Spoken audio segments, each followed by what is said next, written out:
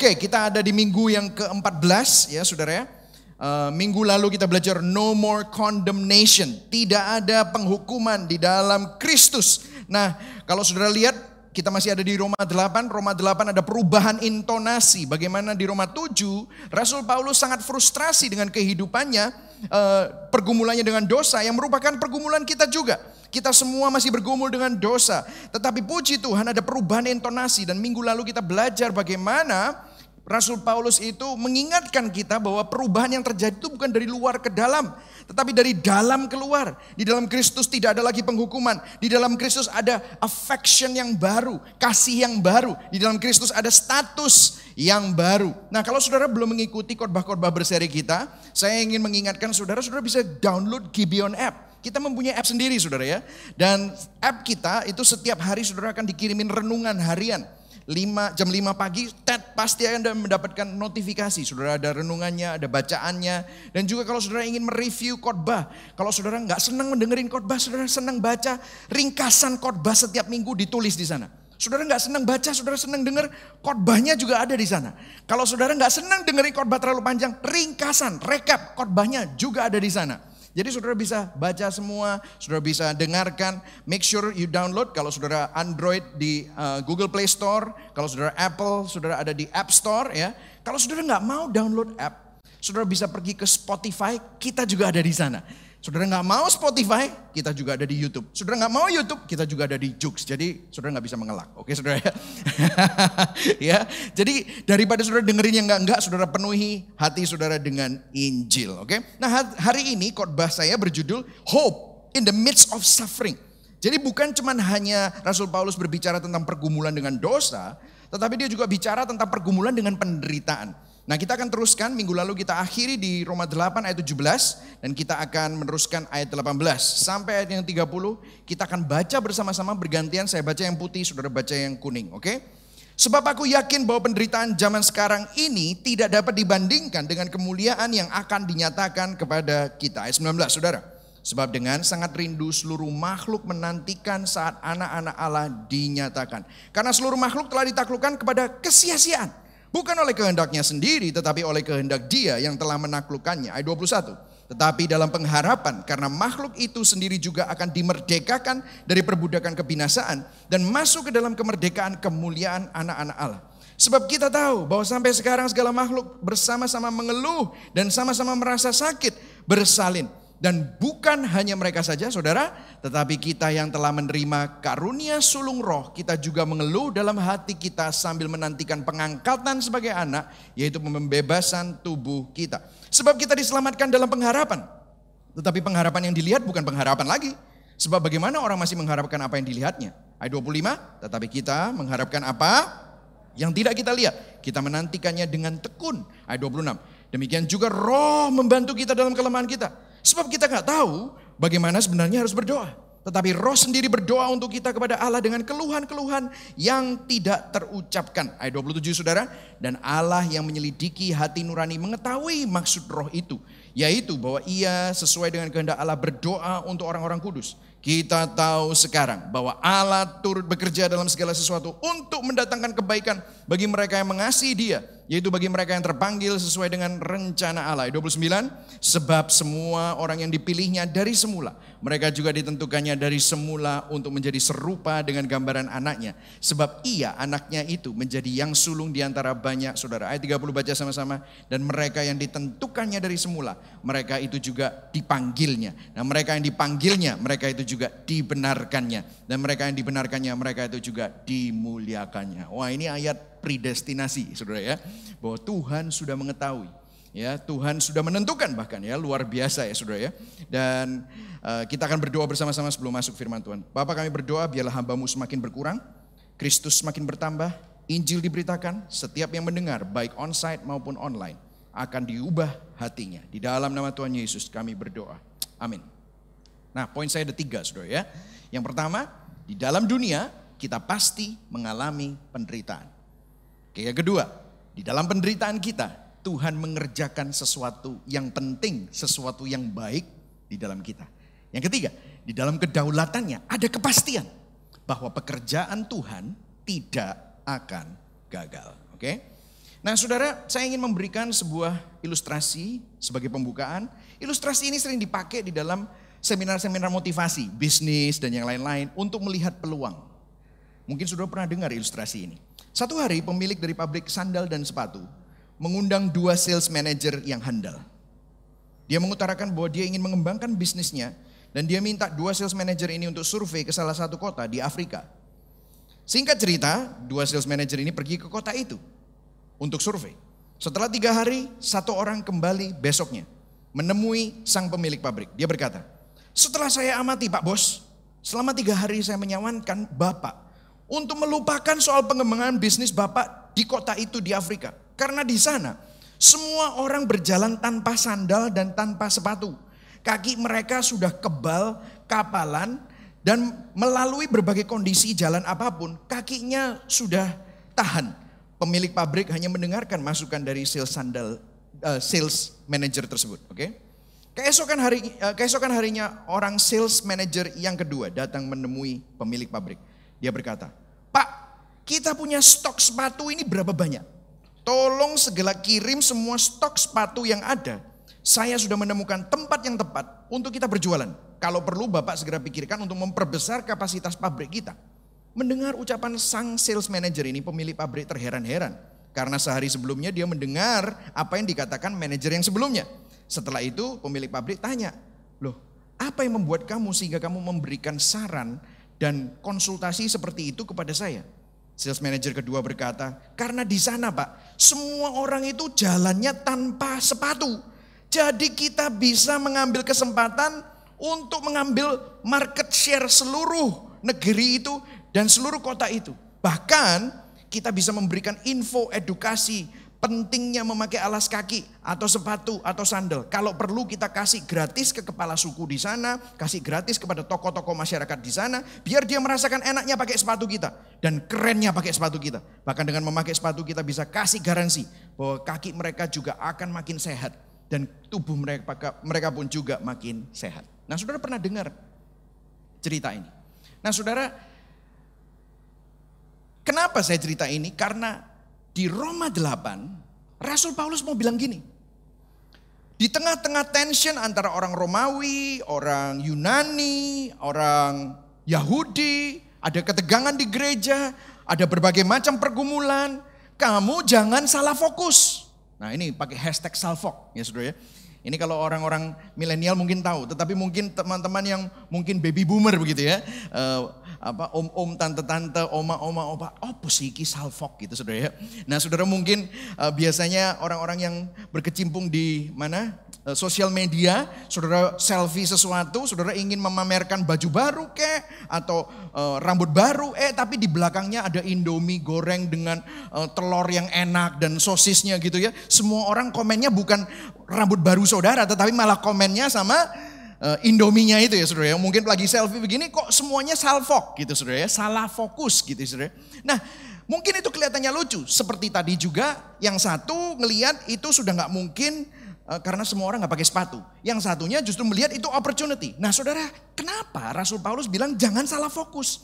Karena begini saudara, di dalam menghadapi penderitaan kita seringkali juga salah fokus. Yang kita pikirkan adalah hal-hal yang buruk, yang kita pikirkan adalah kesusahan, yang kita pikirkan adalah pergumulan kita, air mata kita, masalah kita. Tetapi Rasul Paulus bilang, kamu jangan salah fokus. Karena kalau kamu salah fokus, hidupmu pasti akan kacau balau. Kamu harus pakai kacamata Alkitab. Kamu harus pakai kacamata the world view of the Bible. Karena apa? Dunia ini sedang menuju kepada kebinasaan. Kalau kamu salah fokus dan kamu cari apa yang orang dunia cari, maka kamu akan kecewa, maka kamu akan stres, kamu akan depresi, kamu akan merasa putus asa. Jangan salah fokus. Katakan pada kanan kirimu, jangan salfok bro. Nah gitu saudara ya. Jangan salfok. Kenapa? Karena menurut saya perubahan pandangan itu lebih penting daripada perubahan keadaan. Betul atau tidak saudara? Sebelum keadaan saudara berubah, saudara perlu belajar untuk mengubah cara pandang saudara. Perubahan pandangan itu lebih penting daripada perubahan keadaan saudara. Nah itulah sebabnya Roma 8 ayat 18 berkata, sebab aku yakin bahwa penderitaan zaman sekarang Itu tidak dapat dibandingkan dengan kemuliaan yang akan dinyatakan kepada kita.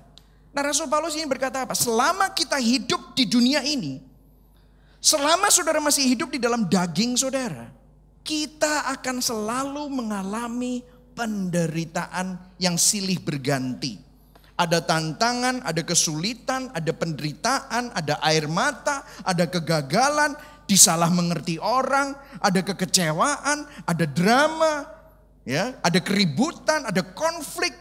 Kita tidak dihargai orang, kita ditolak orang. Saudara mau di pekerjaan, saudara mau di komunitas hobi saudara, mau hobi goes, hobi nonton, hobi mobil, pasti ada kayak gini-ginian. Betul nggak? Ada drama. Dalam keluarga saudara pasti ada drama.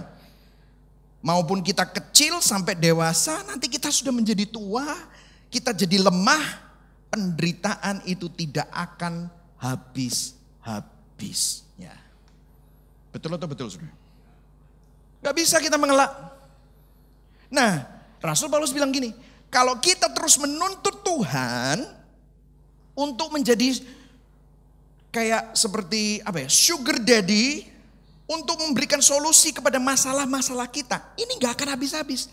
Kalau yang kamu cari adalah terobosan, yang kamu cari adalah mujizat, yang kamu cari adalah solusi untuk masalahmu, saya gak bilang itu salah. Tetapi kalau itu yang kamu kejar, kamu baru selesai solusi masalah satu, besok ada masalah baru, besok lusa ada 2 masalah baru, minggu depan ada 5 masalah baru, maka hidupmu akan selalu kecewa. Hidupmu akan selalu depresi, hidupmu akan selalu tertekan karena banyaknya masalah di hidupmu. Nah saudara, kalau kita ikut Tuhan dan yang kita cari, dan saudara percaya bahwa kalau ikut Tuhan pasti sukses. Kalau ikut Tuhan pasti akan mengalami mujizat, pasti akan mengalami yang luar biasa. Saya nggak bilang itu salah. Tetapi yang ngomong ini bukan saya, tetapi Yesus sendiri bilang apa di Yohanes 16 ayat 33. Ini bukan pendeta yang ngomong, bukan nabi yang ngomong, tetapi Yesus sendiri. Rupanya orang yang sudah diselamatkan di dalam Yesus Kristus tidak luput dari penderitaan. Oke, kita baca sama-sama, saya udah sering quote ini, tetapi mungkin ada saudara-saudara yang baru atau lupa. Kita baca sama-sama, ayo kita baca, 1, 2, 3. Semuanya ini kukatakan supaya kalian mendapat sejahtera karena bersatu dengan aku. Stop dulu ya, jadi Tuhan ngomong ini untuk tenang. Aku sama kamu itu bareng. Aku bersatu dengan kamu. Nah kemudian dia ngomong apa? 1, 2, 3. Di dunia kalian akan menderita. Lihat. Di dalam dunia kita pasti menderita. Ini mungkin saudara datang ke gereja. Gila men, pendetanya hari ini depressing bro. Ngomongin penderitaan. Di dunia ini bukan saya yang ngomong. Kalau saya gak khotbahin Yesus, ini masalah, tapi Yesus yang ngomong. Di dunia kalian akan menderita, tetapi ayo baca sama-sama. Tabahkanlah hatimu, aku sudah mengalahkan dunia. Mungkin saudara bilang, tapi kan Yesus, kalau deket Yesus terlalu enak loh pastor.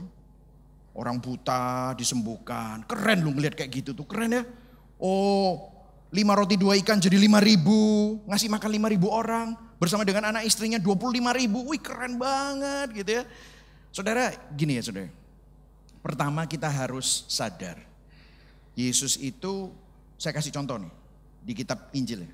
Saya kasih contoh misalnya dia di Bethesda. Saudara masih ingat gak? Waktu Yesus ke Bethesda, itu tempat yang kolamnya itu kalau digoyangkan malaikat, orang nyemplung di sana disembuhkan. Masih ingat ceritanya? Kalau saudara masih ingat bisa angguk-angguk ya? Ya oke. Ingat ya. Nah saudara, waktu Yesus masuk ke situ, apa yang dia lakukan? Apakah dia bikin KKR? Kesembuhan ilahi?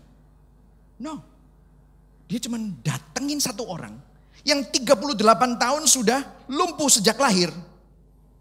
Dia bilang, kamu mau berjalan gak? Pertanyaan apa itu? Orang itu udah jelas-jelas di situ, dia butuh mujizat. Tapi ditanyain begitu, dia alasan macam-macam, langsung bangkit. Berjalanlah, angkatlah tilammu. Langsung berjalan. Orang kan heboh, itu tempat orang sakit, betul ya? Coba bayangkan, ada satu orang nyembuhin orang itu dan di tengah itu penuh dengan orang sakit. Kira-kira heboh gak? Heboh. Terus kemudian semuanya pasti, gue dong, gue juga mau disembuhin dong. Aku mau sembuh. Tapi apa yang Yesus lakukan? Dia cabut. Saudara saya, intinya ya saudara, Yesus bangkitkan Lazarus. Bangkit. Tapi ada berapa banyak orang mati yang gak dibangkitkan sama Yesus. Yesus mencelikan mata orang buta di saat itu. Kira-kira di situ ada orang mengemis buta yang lain gak? Pasti ada. Kenapa kok cuma satu yang disembuhkan? Gak semua. Jadi gini loh saudara. Memang benar ada mujizat. Memang benar ada terobosan. Tetapi gak semua itu rata. Kenapa?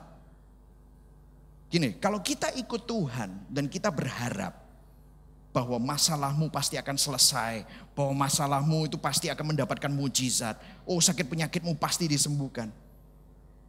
Mujizat itu ada terjadi kepada beberapa orang dan itu merupakan kedaulatan Allah. Dan inti dari kekristenan itu bukan waktu kamu sakit kamu pasti sembuh, waktu kamu butuh terobosan pasti mendapatkan terobosan. Inti kekristenan itu bukan itu. Karena buktinya waktu Yesus ada di dunia juga gak semuanya mengalami mujizat. Halo? Saudara mulai menangkap apa yang saya katakan? Karena kalau saudara mendasarkan iman saudara berdasarkan apa yang saudara dapat, saya jamin saudara akan kecewa. Dengarkan saya. Kalau orang, tadi katekismusnya bagus banget saudara. Waduh, saya sangat diberkati dengan katekismusnya. Kalau orang ikut Tuhan, berpikir dia sudah mengorbankan waktu untuk pergi ke gereja melayani Tuhan, memberikan perpuluhan, ya kan? Terus habis itu melakukan ini dan itu. Dia pasti berharap untuk mendapatkan sesuatu dari Tuhan. Tetapi ternyata apa yang diharapkan tidak didapat. Apa yang terjadi? Dia kecewa. Kalau kamu kecewa, kamu sebenarnya gak cinta Tuhan. Karena kamu hanya memanfaatkan Tuhan untuk mendapatkan apa yang kamu mau. Betul atau tidak? So, itulah sebabnya Rasul Paulus ingin bilang jangan salah fokus. Jangan nyarinya itu hal-hal yang seperti itu. Kenapa? Di dalam dunia kita semua pasti mengalami penderitaan. Yang setuju katakan amin. Yang setuju katakan jangan salah fokus bro. Amin. Katakan sama dirimu jangan salah fokus. Amin. Jangan cuma hanya cari mujizat jasmani. Karena esensi kehidupan yang sesungguhnya itu bukan itu saudara. Lihat 1 Petrus 2 ayat 21 dikatakan. Kita baca sama-sama. 1, 2, 3. Untuk itulah Allah memanggil kamu. Apa kira-kira? Karena Kristus sendiri yang sudah menderita bagi kita. Dan dialah yang menjadi contoh bagi kita. Supaya, ayo kita baca sama-sama. Supaya apa? Kita bisa bertahan di dalam penderitaan seperti dia. Sih? Bukan saya yang ngomong. Ini Rasul Petrus yang ngomong. Jadi, aduh, kita ini perlu berubah, bertobat, jangan salah fokus. Yang setuju katakan amin. 1 Petrus 4 ayat 12 sampai 13. Ya. Ini lebih keren lagi. Ini Alkitab mudah dibaca versinya, ya. Lihat. Saudara-saudari yang terkasih. Ayo kita baca yang koma itu ya. Dia garis bawahi. 1 2 3. Janganlah kaget terhadap cobaan yang kamu alami yang menguji imanmu. Janganlah menganggap bahwa sesuatu yang aneh sedang terjadi padamu. Jangan kaget. Katakan sama-sama jangan kaget. Katakan pada kanan kirimu jangan kaget bro. Ya. Dibilang apa? Oh kalau ada sesuatu yang buruk terjadi padamu. Oh seakan-akan itu adalah sesuatu yang aneh sedang terjadi padamu. No. Itu sesuatu yang normal. Amin saudara. Normal. Lihat. Ayat 13. Tetapi bersukacitalah karena kamu menjadi bagian dalam penderitaan Kristus. Kamu akan bahagia dan penuh kegembiraan ketika kemuliaannya ditunjukkan ke dunia. Saudara, seringkali yang menyedihkan adalah di gereja mereka berpikir kalau ada sesuatu penderitaan terjadi. Ini para pendeta kita semua perlu bertobat. Soalnya bilangnya begini, mungkin kamu kurang doa. Mungkin kamu kurang kalau yang matre, yang suka dimuat di gereja palsu. Atau gak tahu lah yang mana banyak sekali itu ya, satir. Mungkin kamu kurang perpuluhan. Kita perlu bertobat. Kenapa? Kalau itu yang menyebabkan kamu mendapatkan itu semua, berarti keselamatanmu juga berdasarkan perbuatanmu. Yesus gak perlu datang. Halo. Kita perlu sadar bahwa itu bukan karena apapun yang kamu lakukan atau tidak lakukan. Karena memang kita hidup di dalam dunia yang sedang menuju kepada kebinasaan. Saudara hati-hati, ada orang lain gak hati-hati. Betul atau enggak? Ya. Saudara jaga kesehatan, ada orang lain gak jaga kesehatan. Saudara jujur, ada orang lain yang nikung saudara. Kalau orang Surabaya bilang, ngecak duitku. Ya kan? Duit saudara dicak. Nipu. Jadi inilah dunia yang masuk dalam kebinasaan. Nah kalau saudara perhatikan, masalah manusia itu persoalan dasar manusia, fundamental. Ini kita takut 3 hal ini. Kita takut kejahatan, kita takut penderitaan, kita rela bayar mahal untuk hidup nyaman supaya kita tidak menderita.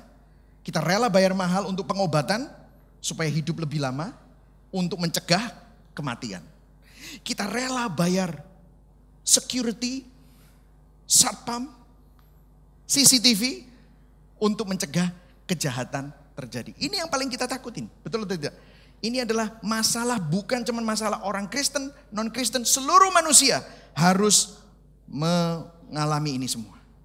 Itulah sebabnya melalui firman Tuhan ini Paulus membukakan kepada kita hal yang lebih penting, hal yang kita perlu, apa yang menjadi dasar kekuatan kita sehingga penderitaan itu tidak lagi mendatangkan kekhawatiran, kesedihan, ketakutan, kekecewaan dalam hidup kita. Karena kalau saudara cuma hanya kejar yang namanya mujizat, terobosan, ya hal-hal yang jasmani, maka saudara nggak ada bedanya sama orang pergi ke dukun, nggak ada bedanya dengan orang-orang yang memberikan tumbal untuk mendapatkan pesugihan, nggak ada bedanya. Itulah makanya Rasul Paulus bilang, hey, jangan salah fokus, karena penderitaan itu kita pasti alami. Tetapi ada sesuatu yang berbeda yang orang Kristen itu miliki. Apa itu? Apa yang kita miliki? Nah, dikatakan bahwa sebab aku yakin bahwa penderitaan zaman sekarang tidak dapat dibandingkan dengan kemuliaan yang akan dinyatakan kepada kita. Maksudnya apa? Nah, ini masuk ke poin kedua. Di dalam penderitaan kita, Tuhan mengerjakan sesuatu yang penting di dalam kita. Di dalam penderitaan kita, Tuhan mengerjakan sesuatu yang baik di dalam kita. 1 Korintus 4 ayat 17 sampai 18 berkata begini. Ini Rasul Paulus yang nulis. Dan dia mengalami banyak sekali penderitaan. Yang nulis ini by the way mengalami banyak penderitaan di penjara. Ini by the way dia orang cinta Tuhan loh. Dia orang pelayanan loh. Banyak orang bilang kalau kamu melayani Tuhan, nanti Tuhan akan melayani bisnismu. Wah gitu kan saudara. Jadi banyak pendeta itu suka bohong. Layani Tuhan di dalam gereja, nanti Tuhan akan melayani bisnismu sehingga bisnismu makin sukses. Itu manipulasi saudara. Karena that's not what the Bible says. Apa yang Bible bilang, Alkitab bilang? Lihat, Rasul Paulus bilang gini. Dia ini orang yang melayani Tuhan, tetapi kena kapal karam 3 kali. Jadi melayani Tuhan bukan foya-foya vakansi loh saudara. Bukan vacation loh saudara. Bukan cruise loh, bukan. Dia melayani Tuhan merintis gereja. Kapalnya karam 3 kali. Habis itu waktu dia kapal karam sudah terapung-apung di laut, akhirnya sampai ke pantai, dia cari ranting, habis ambil ranting, tangannya digigit ular berbisa. Gila gak? Mungkin kalau gue, wes gak Tuhan-Tuhanan wes. Muales aku kapal karam 3 kali, dicokot ulo, gendeng apa? Mungkin gitu saudara ya. Ya apa sih Tuhan? Gitu mungkin itu saudara ya, atau saya. Atau mungkin bukan saudara, saya pasti. Ya gitu saudara. Tapi Paulus bilang gini loh, ayat 17, sebab penderitaan apa? Ringan yang sekarang ini. What? Yang jelas hidup saudara jauh lebih nyaman daripada hidupnya dia. Dan seberat-beratnya hidup Paulus, dia bilang sebab penderitaan ringan yang sekarang ini. Ayo kita baca ya sama-sama ya, biar nangkep ya, 1, 2, 3. Mengerjakan bagi kami kemuliaan kekal yang apa? Melebihi segala-galanya, jauh lebih besar daripada penderitaan kami. Lebih besar, ada sesuatu yang dikerjakan. Jadi aku rela kok ngalamin ini semua, gak apa-apa. Gak ada bandingannya dengan apa yang sedang dikerjakan Tuhan dalam hidupku. Wih. Terus ayat 18, ayo baca sama-sama ya, 1, 2, 3. Sebab kami tidak memperhatikan yang kelihatan, melainkan yang tidak kelihatan. Karena yang tidak kelihatan adalah sementara, sedangkan yang tak kelihatan adalah kekal. Wow. Luar biasa saudara. Nah firman Tuhan berkata begini, ada sebuah quote yang berkata begini. As a gem cannot be polished without friction, so is a man who cannot be perfected without affliction. Saya unknown ini ya. Seperti permata yang tidak bisa dipoles tanpa gesekan, begitu juga manusia yang tidak bisa disempurnakan tanpa penderitaan. Tadi saya udah jelaskan, hashtag kita bukan tempat untuk orang sempurna, tetapi kita semua disempurnakan. Saya mau tanya sama saudara, kira-kira Tuhan menyempurnakan kita lewat apa? Lewat apa? Lewat penderitaan kita. Lewat masalah kita. Saat kamu disalah mengerti orang. Saat kamu ditolak orang. Saat kamu sakit. Waktu kamu bangkrut. Waktu kamu gagal. Itu. Di situ. Berapa banyak kita bertobat pada waktu kita happy-happy. Happy-happy. Terus ingat Tuhan. Jarang. Biasanya nangis-nangis waktu apa? Gak punya uang. Betul-betul. Biasanya tiba-tiba ingat Tuhan. Waktu di rumah sakit diinfus. Biasanya ingat Tuhan. Waktu mengalami jalan buntu. Waktu rumah mau disita. Waktu jalan sudah tidak ada lagi. Baru ingat Tuhan. Ada seorang yang bertanya kepada tukang emas dan perak, dia bilang, untuk memurnikan emas dan perak dibutuhkan panas yang sangat tinggi ya Pak? Iya. Apa sih yang terjadi waktu panas yang sangat tinggi itu? Kotorannya keluar semua. Kotorannya naik ke atas. Terus Bapak ngelakuin apa? Kotorannya saya ambil. Terus orang itu tanya lagi, dari mana Bapak tahu bahwa proses pemurnian emas itu sudah selesai? Dia bilang, sampai saya bisa melihat refleksi bayangan muka saya dengan bening dan jelas. Di situ proses pemurniannya selesai. Jadi rupanya Tuhan ingin menyempurnakan kita. Supaya Kristus, kita ini semakin serupa dengan Kristus. Gimana sih semakin serupa dengan Kristus? Kita ini menaruh percaya kita, harapan kita itu kepada Tuhan saja. Lihat Kristus, apa yang dia percaya? Dia tidak percaya sama penerimaan manusia, dia tidak percaya sama hal-hal yang duniawi. Yang dia percayai adalah dia menaruh kepercayaannya kepada Allah Bapaknya. Makanya waktu Kristus keluar dari sungai Yordan setelah dibaptis, ada suara dari langit, inilah anakku yang kukasihi, kepadanya lah aku berkenan. Kenapa Tuhan berkenan kepada Kristus? Karena Kristus itu mempercayai Bapaknya. Tergantung sama Bapaknya. Sehebat-hebatnya Kristus untuk bisa melakukan banyak mujizat. Dia bilang, mari sama-sama kita ke gunung. Aku mau berdoa. Wih. Saudara, apapun dalam hidup kita, kalau kita menaruh kepercayaan kita kepada hal-hal yang duniawi, hal-hal yang fana, hal-hal yang sementara, kita akan kecewa. Filipi 1 dikatakan bahwa hidup bagiku adalah Kristus, mati adalah keuntungan. Kalau saudara hidup untuk sesuatu yang kekal, maka waktu saudara mati, itu merupakan cuan, itu merupakan keuntungan. Dengan kata lain yang Rasul Paulus mau katakan, kalau kamu hidup buat uang, waktu kamu mati kamu rugi. Kenapa? Uang gak bisa kamu bawa. Uang itu cuma hanya di dunia, sementara. Kalau kamu hidup hanya untuk cinta manusia yang fana, waktu kamu mati kamu rugi. Kenapa? Suamimu, istrimu yang kamu cintai itu, kalau kamu meninggal, dia bisa kawin lagi. Betul gak? Dia gak bisa menemani kamu ke ajal. Kamu kalau meninggal ya meninggal sendirian. Dan kalau kamu hidup untuk sesuatu yang fana, rugi. Kenapa? Karena kamu binasa. Kalau kamu hidup untuk pengakuan manusia, kalau kamu mati kamu pasti rugi. Kenapa? Pengakuan manusia itu hari ini bisa mengakui kamu hebat, menerima kamu hebat. Minggu depan kamu salah sedikit, mereka bisa tinggalkan kamu. Karena manusia sama-sama berdosanya, sama-sama gak sempurnanya, maka rugi. Matilah kamu. Kenapa kok kita beda? Di dalam penderitaan kita, Tuhan ingin mengerjakan sesuatu yang penting. Dia ingin membawa kita semakin serupa dengan Kristus. Yang setuju katakan amin. Amin saudara. Saudara menaruh harapan saudara di mana? Hal yang fana atau hal yang kekal? Ayat 19 dikatakan, sebab dengan sangat rindu seluruh makhluk menantikan saat anak-anak Allah dinyatakan. Karena seluruh makhluk telah ditaklukkan kepada kesia-siaan. Bukan oleh kehendaknya sendiri tetapi oleh kehendak Dia yang telah menaklukkannya. Jadi sejak dunia jatuh dalam dosa, ini dunia ini memiliki kesia-siaan, futility. Bahasa Inggrisnya futility. Futility itu pointlessness.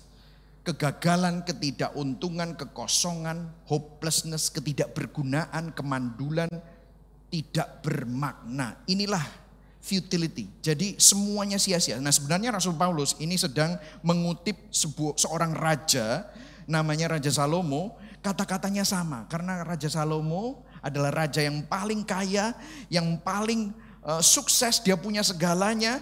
Dia pernah eksperimentasi dengan real estate, berkebun, dengan hedonisme, dengan seks. Dia punya 700 selir, 300 istrinya saudara. Jadi maksudnya apa? Kalau istri dan selir-selirnya itu satu malam satu orang, 3 tahun baru muter saudara. Gak gila saudara. Dan dia bilang apa? Dikutip oleh Rasul Paulus, ini ayat originalnya. Pengkhotbah 1 ayat 14. Aku telah melihat segala perbuatan yang dilakukan orang di bawah matahari. Tetapi lihatlah, yang kuning baca semua. 1, 2, 3. Segala sesuatu adalah kesia-siaan dan usaha menjaring. Saudara pernah jaring angin? Gak dapat apa-apa saudara. Usaha menjaring angin. Sia-sia. Kalau saudara baca pengkhotbah, saudara nanti baca aja di pengkhotbah. Depresi saudara. Dia bilang gini, kerja susah-susah yang nikmati anakmu. Kamu yang ngumpulin, anakmu yang ngabisin. Nah gitu. Tidak ada yang baru, kamu pikir itu baru. Lihat ke belakang 10 tahun yang lalu. Sudah ada orang yang pakai. Cuma sudah ketinggalan zaman, mereka kehabisan bahan 10 tahun kemudian diulang lagi. Betul atau enggak? Ya kan? Ini kan fashion kita semua. Ini kan 10 tahun yang lalu, 20 tahun yang lalu sudah ada, cuma modifikasi sedikit-sedikit sana sini. Betul saudara? Semuanya nggak ada yang baru, kesia-siaan. Dan selain itu, selain persoalan manusia tentang kejahatan, penderitaan, kematian, pergumulan eksistensial manusia ini ya ini. Manusia selalu berusaha cari makna, tetapi maknanya kepada hal-hal yang fana, maknanya kepada hal-hal yang sementara. Tujuan hidupnya bukan untuk kekekalan, tetapi tujuannya hidupnya untuk jadi orang kaya, untuk punya rumah yang besar, kerja banting tulang mati-matian, supaya apa? Rumahnya nambah 100 meter persegi. Bayarnya berapa miliar?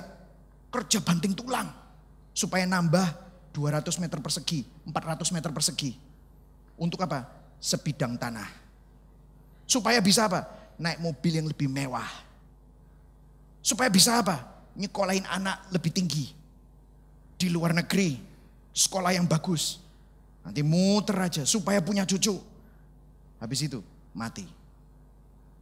Maknanya itu, tujuannya. Kita beli barang mahal-mahal, kerja keras, utang sana sini. Supaya apa? Diterima, diakui, dihargai. Pergumulan eksistensial manusia. Semua sia-sia. Itu yang dikatakan Raja Salomo. Saudara mau taruh pengharapan di mana? Hal-hal yang fana atau hal-hal yang kekal? Jangan salah fokus. Katakan sama-sama, jangan salah fokus. Amin saudara. Ayat 21. Tetapi, I like it. Tetapi, dalam pengharapan, karena makhluk itu sendiri juga akan dimerdekakan dari perbudakan kebinasaan. Masuk dalam kemerdekaan kemuliaan anak-anak Allah. Sebab kita tahu bahwa sampai sekarang segala makhluk sama-sama mengeluh. Sama-sama merasa sakit bersalin. Saudara tahu enggak saudara? Dunia ini juga mengeluh. Sama-sama merasakan apa yang kita rasakan. Saudara, saya berusaha untuk menjaga kesehatan ya. Tetapi ada yang namanya second law of thermodynamic. Second law of thermodynamic itu perfection, apa yang sempurna, itu akhirnya akan mengalami korupsi, akhirnya akan hancur. Saya kasih contoh ya, misalnya kalau misalnya kayu sudah dibakar, jadi kayu bakar, akhirnya setelah ada api, ada energi yang dikeluarkan, maka kayu itu jadi abu. Saya mau tanya sama saudara, abunya bisa jadi kayu lagi enggak? Enggak bisa, itu namanya second law of thermodynamic. Jadi abu ya sudah jadi abu, kita harus nanam kayu lagi, supaya kayunya dalam beberapa lama jadi pohon sehingga kita punya kayu lagi. Tapi kalau tanahnya itu tidak dikerjakan dan tidak dipelihara, lama-lama tanahnya juga nggak bisa menumbuhkan lagi. Sehingga lama-lama bumi ini habis. Energi ini habis. Makanya sekarang itu kita ini lagi musim untuk apa? Sustainable energy, renewable energy, recycle. Kenapa? Karena bumi ini makin lama makin habis. Ini namanya second law of thermodynamic. Lihat tubuhmu. Saya umur 45 saudara, kemarin saya goes ke Surya. Wabot ya. Anak saya nyalip saya. Wush, umur 18. Aku dulu ya kayak gitu loh. Sekarang kakiku abot. Dulu ngangkat berat-berat gak apa-apa. Saya ngangkat sedikit berat kecetit saudara. Aduh. Perlu pijat. Perlu terapi. Perlu istirahat berapa hari supaya balik, tambah tua, tambah angel balik. Betul atau enggak? Saya baru tahu kaki saya panjang sebelah. Kalau sepedaan kok sakit yo. Sini. Baru diukur-ukur, oh, kakimu panjang sebelah. Makanya kalau saudara lihat saya khotbah saya suka gini. Kenapa? Yang ini lebih pendek. Ini kalau enggak di-adjust, bapak semakin tua, nanti tulang belakangnya geser. Terus nanti bapak bisa lama-lama lumpuh. Waduh. Second law of thermodynamic. Tambah tua tubuh kita tambah rentah. Betul atau enggak? Ini. Alam juga tambah tua. Bumi ini makin tua. Gempa bumi terus. Mau taruh pengharapan di mana? Dan bukan hanya mereka saja. Tetapi kita yang telah menerima karunia Roh Sulung. Kita juga mengeluh dalam hati kita sambil menantikan pengangkatan sebagai anak. Yaitu pembebasan tubuh kita. Ayat 24. Sebab kita diselamatkan dalam pengharapan. Pengharapan itu loh yang kita miliki. Pengharapan apa sih? Pengharapan bahwa kita hidup. Bukan cuma hanya untuk dunia ini. Tapi hidup itu nanti sampai kekekalan. Yang dunia lama-lama mati. Tetapi yang kekal ini akan terus selama-lamanya. Saudara, ada sebuah quote dari GK, ya, Chesterton. Dia bilang gini, hope means hoping when things are hopeless. Saya langsung aja bahasa Indonesianya, saya nggak punya waktu ya. Harapan itu jadi bersinar waktu segala sesuatunya tidak ada lagi pengharapan dan tidak ada lagi yang baik. Baru harapan itu bisa bersinar. Selama semua masih baik-baik saja, maka sebenarnya pengharapan hanyalah omong kosong dan basa-basi. Hanya ketika semuanya hancur berantakan dan tidak ada lagi pengharapan, maka pengharapan yang sesungguhnya itu mulai menguatkan. Kan pertanyaannya begini, oke pastor, I get it, oke. Cukup. Aku cukup depresi nih dengerin. Dari tadi pastor ngomong penderitaan, iya sih. Memang hidup kita ini banyak penderitaannya, apalagi saat pandemi ini. Ini firman cocok. Kenapa? Semuanya loss. Bisnis banyak loss. Dalam kehidupan kita banyak hal yang hilang. Gak bisa travel, jalan-jalan gak bebas. Betul ya saudara? Income menurun.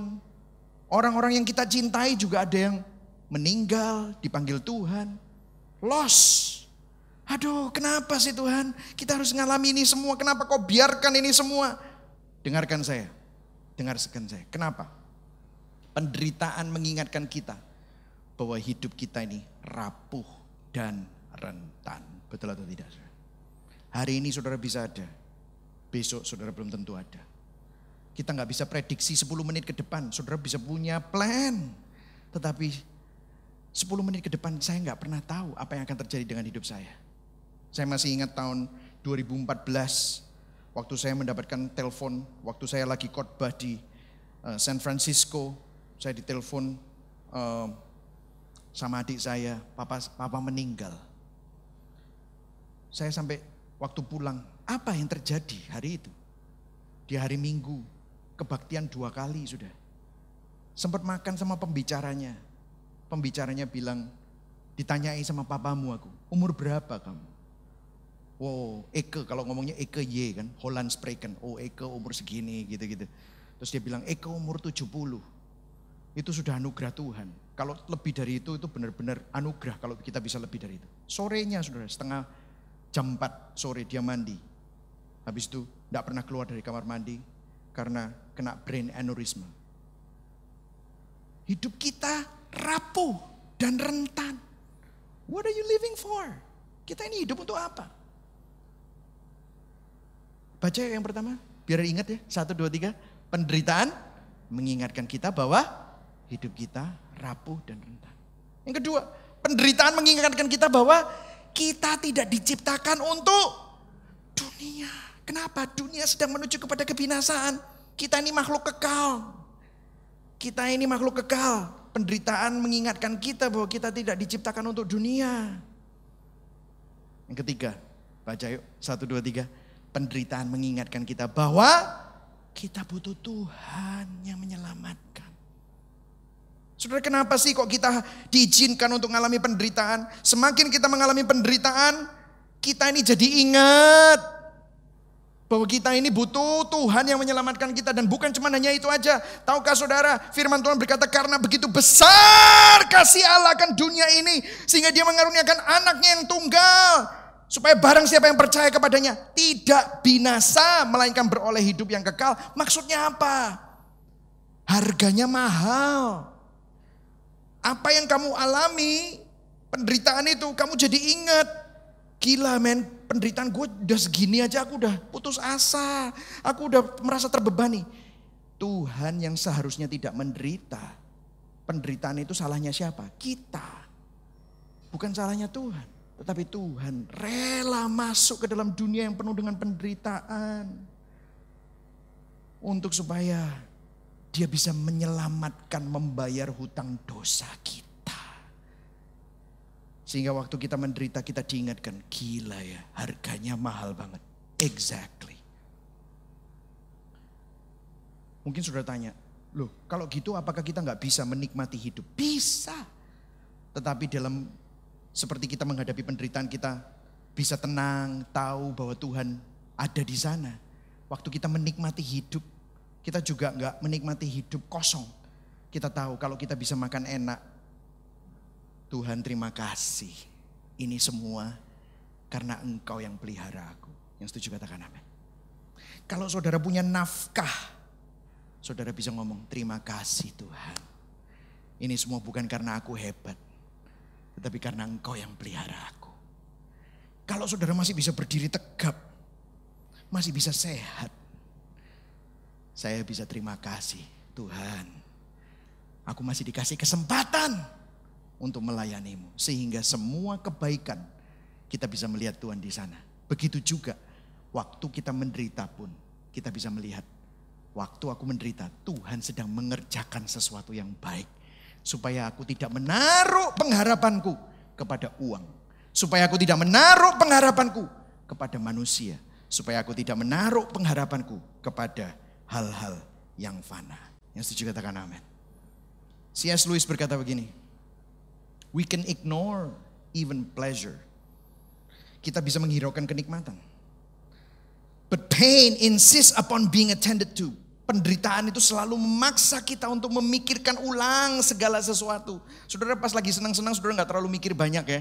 Tapi waktu menderita itu loh, saudara biasanya banyak mikir. God whisper to us in our pleasure. Tuhan tuh seakan-akan berbisik dalam kenikmatan kita. Speaks in our conscience. Tuhan berbicara dalam hati nurani kita. But God shouts in our pain. Tetapi Tuhan seakan-akan teriak dalam kesakitan kita. Di dalam penderitaan kita seperti megafon untuk menarik perhatian dunia yang sudah seakan-akan tuli, saudara. Saudara, saya mengucap syukur tahun 2008 saya mengalami masalah yang besar dalam hidup saya. Karena waktu saya Gak tahu saya harus kemana lagi. Di situ saya menemukan Injil Kristus. Di situ saya belajar apa arti anugerah. Di situ saya belajar bagaimana hidup bergantung kepada Tuhan. Di situ saya belajar hidup oleh iman. Di situ saya tahu bahwa semua yang dunia tawarkan itu fana, sementara. Saya salah fokus. Ada kabar baik saudara.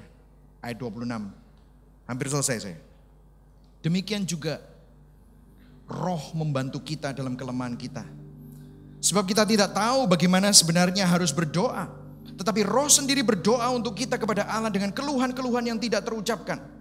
Dan Allah yang menyelidiki hati nurani mengetahui maksud itu. Yaitu bahwa ia sesuai dengan kehendak Allah berdoa untuk orang-orang kudus. Saudara, kabar yang terbaik adalah ini. Roh Kudus menolong dalam kelemahan kita. Membantu kita untuk berdoa. Bahkan berdoa untuk kita. Saudara dengarkan saya. Yang online bisa lihat saya. Kalau saudara makan, saudara duduk, saudara taruh piringmu, lihat saya. Dengarkan ini. Mujizat yang terbesar. Bukan waktu kamu gak ada duit, dapat duit. Mujizat yang terbesar. Bukan waktu kamu buta, gak bisa ngelihat, dicelikan. Waktu lumpuh berjalan, bukan itu. Dengarkan saya. Karena Yesus melakukan itu semua, dia cuma ngomong. Yesus membangkitkan orang mati, dia cuma teriak, Lazarus berjalanlah. Tapi saya mau tanya sama saudara, apakah Lazarus mati lagi? Mati lagi gak? Mati. Orang buta itu tahun 2000 tahun yang lalu gak ada operasi katarak. Setelah dia melihat, kalau dia jadi tua, mati lagi gak? Buta lagi gak? Katarak. Akhirnya mati. Mujizat jasmani itu ada batasnya. Dengarkan saya, mujizat yang terbesar. Yesus melakukan mujizat-mujizat jasmani, dia gak perlu mati di atas kayu salib. Tetapi untuk membuat Roh Kudus tinggal di dalam kita. Bagaimana mungkin Roh Kudus, namanya aja Holy Spirit, Roh Kudus bisa tinggal di dalam hidup orang berdosa, hidup orang yang sudah mengkhianati Tuhan, hidup orang yang sudah tidak mungkin lagi bisa mendekat dengan Tuhan yang Maha Kudus. Bagaimana mungkin Roh Kudus bisa tinggal di dalam hidup orang berdosa seperti saudara dan saya? Itu yang dilakukan Tuhan. Dia yang tidak mengenal dosa, dia yang suci, harus jadi dosa. Dia yang mulia, harus rela untuk jadi hina. Padahal kita yang berdosa, kita yang hina. Dialah sumber berkat, harus menanggung kutuk di atas kayu salib. Bayar harga mahal sekali. Dia yang gak bisa mati. Dia sang pemberi kehidupan. Rela mati. Untuk saudara dan saya. Supaya apa? Supaya hutang dosamu dihapus. Supaya kamu yang dosamu merah seperti kermisi. Jadi putih seperti salju. Sehingga Roh Allah Tritunggal, pribadi ketiga Allah Tritunggal, di mana dulu harus ke Yerusalem, masuk ke ruang Maha Kudus, harus lewat imam besar, harus sembelih kambing domba, darahnya harus diciprat-cipratkan. By the way, imam besar harus orang Lewi, keturunan Harun, gak bisa sembarangan. Begitu masuk sana mati. Waktu Yesus berkata di atas kayu salib, sudah selesai. Tirainya sobek. Ada akses yang dibuka. Dulu orang gak bisa masuk. Sekarang barang siapa yang percaya kepadanya tidak binasa, melainkan beroleh hidup yang kekal. Kita mati, tetapi karena Roh Kudus tinggal di dalam kita, kita lahir baru. Mujizat yang terbesar. Sekarang saudara bukan lagi musuh Allah, tetapi saudara anak-anak Allah. Saudara digenggam. Dia tinggal di dalam kita. mujizat itu tidak akan pernah berakhir. Mujizat itu bersama dengan kita setiap hari. Terus menerus setiap hari. Berikan tepuk tangan buat Tuhan. Itulah mujizat yang terbesar. Itulah mujizat yang terbesar. Mujizat itu ada di dalam kita, saudara. Waktu saudara panggil Bapa di surga, itu mujizat. Yang setuju katakan amin. Yang terakhir saudara, di dalam kedaulatannya ada kepastian, pekerjaannya tidak akan gagal. Ayo kita baca sama-sama ayat 28 saja, habis itu kita selesai. Oke? Ayat 28, kita baca sama-sama. 1, 2, 3. Kita tahu sekarang bahwa Allah turut bekerja dalam segala sesuatu untuk mendatangkan apa? Kebaikan bagi mereka yang mengasihi Dia, yaitu bagi mereka yang terpanggil sesuai dengan rencananya. Dengarkan saya saudara, Allah Tritunggal, Allah Bapa merancangkan, Allah Anak melaksanakan, menyelesaikan melalui karya salibnya, kematian dan kebangkitannya. Allah Roh Kudus memastikan apa yang dirancangkan Allah Bapa, apa yang diselesaikan Yesus Kristus dalam hidup saudara dan saya tidak akan gagal. Allah turut bekerja dalam segala sesuatu, termasuk penderitaanmu, termasuk berkatmu, termasuk kegagalanmu, termasuk dosamu, untuk mendatangkan apa? Kebaikan bagi mereka yang mengasihi Dia, yaitu bagi mereka yang terpanggil sesuai dengan rencana Allah. Saudara, terakhir ya, lihat ini. Lihat persoalan dasar manusia ya. Kejahatan. Yesus mengalahkan kejahatan. Di mana? Di atas kayu salib. Penderitaan. Yesus mengalahkan penderitaan di atas kayu salib. Kematian. Yesus kalahkan kematian di atas kayu salib. Untuk apa? Melalui Kristus kita menerima makna yang baru. Makna kita bukan untuk cari duit tok. Makna kita bukan cuma hanya jadi orang sukses di dunia. Makna kita menemukan sukacita yang sejati di dalam Kristus. Ada tujuan. Tujuan yang tertinggi adalah memuliakan Tuhan. Kalau saudara hari ini memuliakan Tuhan bukan karena saudara ingin dapat apa-apa, tetapi karena saudara sudah mendapatkan yang terbaik dari Tuhan. Itulah sebabnya saudara bisa tersenyum. Terima kasih Tuhan.